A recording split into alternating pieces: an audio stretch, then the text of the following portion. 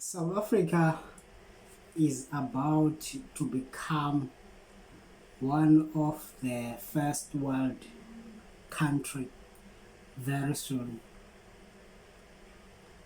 I believe that it is heading in that direction. The way that the way I'm looking the things, I believe that South Africa is going in that direction because there are a lot of things that are happening in South Africa, and we are going to discuss them right now. Ladies and gentlemen, welcome to my channel, Let's Talk Africa. My name is Mascolendila. I hope that you are doing well, and I hope that you are doing wonderful wherever you are watching this video. I hope that it will find you in your great moment, in your great time. Thank you very much. One of the things that I am beginning to notice now is that South Africa is heading in a new direction, and the signs that South Africa is heading to a new direction, what is happening is that many people are beginning to cry in South Africa. And then guess what? Who are those people who are beginning to cry? Like this gentleman, yeah, and his organization. One thing that is that laughable. He tweeted this tweet after Mr. Trump released, I think it was yesterday, list of his tariff.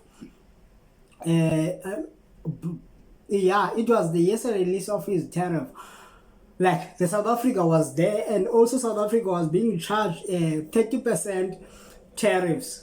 You see, and South Africa was also charging United States of America 60% in tariffs. So that means we as South Africa, we were charging them higher than they are charging us. So the gentleman released his tweet. He has been always advocating that there must be a sanction to the government of ANC and so on and so on. But what I'm looking is that what the way that I'm looking it is, do you see in the surface, if the surface is uneven and you put water in that surface, that water will try to find the lowest point of the surface and begin to fill it up to the starting point. So that means the water will even the surface. So that is what is happening right now in the country. The water is beginning to even the surface. Why the water is beginning to even, and then when the water is beginning to even the surface, some people are terribly scared of it because they are afraid of changes, because in their cities of influence there are going to be many people who are going to be sitting in that position. Let's talk about in terms of wealth distribution. You see that South Africa is one of the unequal country in the world. We have the highest of the highest, and then we have the lowest of the lowest. We have them here in the country. And then what is happening, the way that I'm beginning to see this, it is a bad thing that Donald Trump took US aid. US aid was doing a lot for our people in the country. I don't want to lie, but I think in other sense it's a great thing for him to do that. What he's doing is that he is pushing us out of the nest, because that means that if we are still crying, if we are crying for that money that Mr. Trump, that America in fact was sending to us, we don't know bangaba. We have much freedom, and then we have a room to create now. We have a room of creativity. You see? So this is what is happening in this great South Africa. If you remember, there's this picture that I'm going to post like long time ago, like where there's a China and Africa and India standing, big guys, and also the guys who were the superpowers like US and Britain and Italy were the little guys. And yet in that picture, they are still carrying their whip and thinking that they are holding power. But what you are seeing, China, let us talk about China. China is moving ahead from everyone in military way, in innovation, in technology, in everything is beating the US in every stage. What is that? What is that tell you? Let's say it happened that as US say that there will be no more trade between South Africa and the US. What will happen? We're going to have an influx of China's product. And then when there will be that influx of China's product, what is going to happen is that influx will begin to open Africa. That is what is going to happen. But also the US is treading careful by making sure that in their whipping, they are not pisting the beast, which is Africa. And then because when the Africa is beginning to rise, it's going to start here in this, our country, South Africa. I tell you, mark my word, my words, mark them.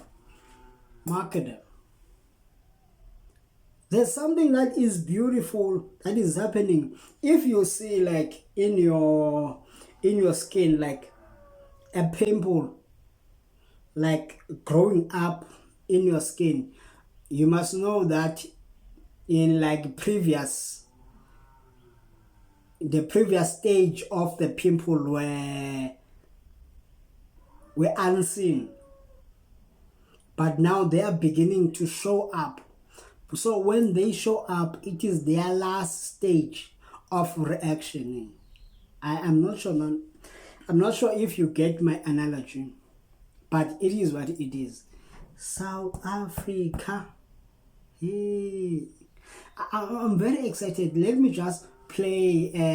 Like I'm going to play some clips when I'm done here, because you know what, people like Kel Crack, because they see that what is going to happen in South Africa, there's going to be like an even surface. Everyone is gonna play in the same ground. And what happens is that when everyone is playing in the same ground, some people, their comfortability is going to be threatened. That is why they do not want the Land Expropriation Act. They are fighting it so hard. They are lying, say that Boers are being killed like in numbers in South Africa, and they are accusing the government of ANC. But now we are having, why they are not accusing DA? Why they are not fighting DA? Because DA now is in the government of the GNU. But they go like after the ANC of Ramaphosa is killing the country. But what the ANC of Ramaphosa is doing is very, very excitementization. South Africa is coming out little by little, and then by doing this, like I think the Land Expropriation Act, it showed us really who are the people that we are sitting with, that we are staying with, what are the kind of people that are in our country, and do they have an interest of the developed South Africa? Do they have the interest of an equal South Africa? It showed clearly that they do not have that interest of a developed and in equal South Africa. A wealth distribution is being distributed equal. You see, they are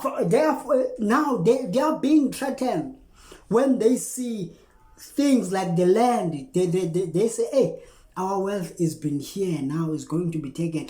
But South Africa is doing it very, very, very smart. and then is doing it in a way that even the US, when the US is trying to beat South Africa, but other countries will say you are beating them unfairly. Because in their constitution they are saying this and this, this and this and this. So if you read the Expropriation Act, you will find that there is no land that will be just taken in the morning without a thorough investigation, without a thorough negotiation. And then when that land deemed fit to be taken by the government, will be taken by the government. There is no regular person who is going out and take the land. There is no such thing in South Africa. And then another thing, there is no like killing of Boers. We love our Boers, and so on and so on. I hope that this video find you very well. I hope that you are doing well wherever you are. Please make sure that you like and subscribe to my channel, and let us go to 1,000 subscribers. Thank you very much. Have a wonderful day, and have a wonderful everything wonderful. Thank you. The demented Nazi has imposed a 30% tariff on all South African goods. And now South Africa's alt-right is lying again. They claim that South Africa got significantly higher import tariffs because of the ANC and the terrible things that are happening here. The truth is, the fascist Frito treated many countries exactly the same way. They took the trade deficit between the United States and each country and divided it by the value of the imports from each country to the United States, got a percentage, and then divided it by 2. That's why Madagascar got 47%, Mauritius got 40%, Botswana got 37%, and that's why Thailand got 36% and Vietnam got 46%, unless there are ANC branches in Bangkok and Hanoi that I just don't know about. The evil knickknacks 30% tariff on South African goods has nothing to do with the ANC. Resist the cuck.